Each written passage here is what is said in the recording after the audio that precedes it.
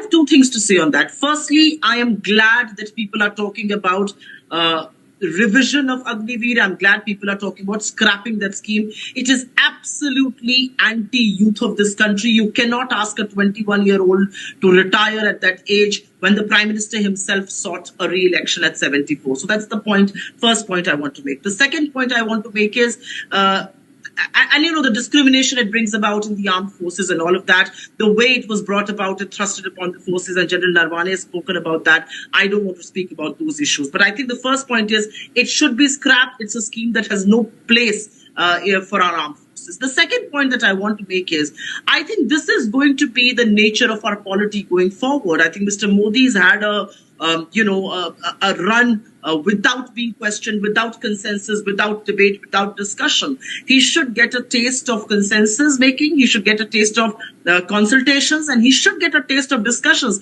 because that's the way to make policy in this country. And this is what democracy is all about. So Mr. Modi, who at the drop of a hat could announce a demonetization or a lockdown or laborers walking or a scheme like this, will now have to consult his alliance partners. His track record at building consensus is not very good. So let's wait and watch. But all I'm saying is, as far as the scheme is concerned, we are steadfastly against it. We had put it in our manifesto. We had promised the people we will be very happy to see it go. We are glad this and also the caste census are the two demands that have been raised by the allies of the BJP. But one thing is clear, no more Tughlaki farmans. The world is not going to be governed by Mr. Modi's whims and fancies anymore. The allies will want a pound of their flesh, and they will want greater consensus and greater discussions and consultations. Mr. Modi has been used to having his way or the highway. Mr. Modi has sidelined some of the most senior leaders of his own party.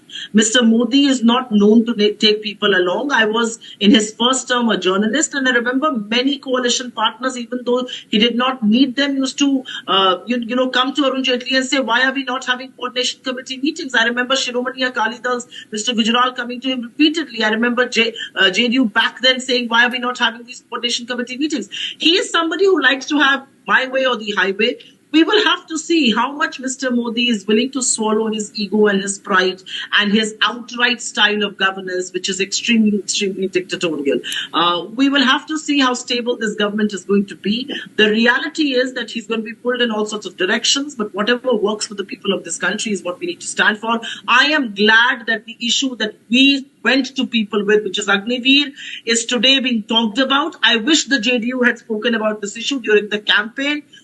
Perhaps their conscience is now awake while they are going to be a part of the government. But I will only say one thing: this is an anti-youth scheme. This is not a scheme because सेना का काम आप ठेके पर नहीं करा सकते. सियाचिन से लेकर तपते रेगिस्तान पर जो सैनिक है वो 4 साल के भाड़े पर काम नहीं कर सकता है.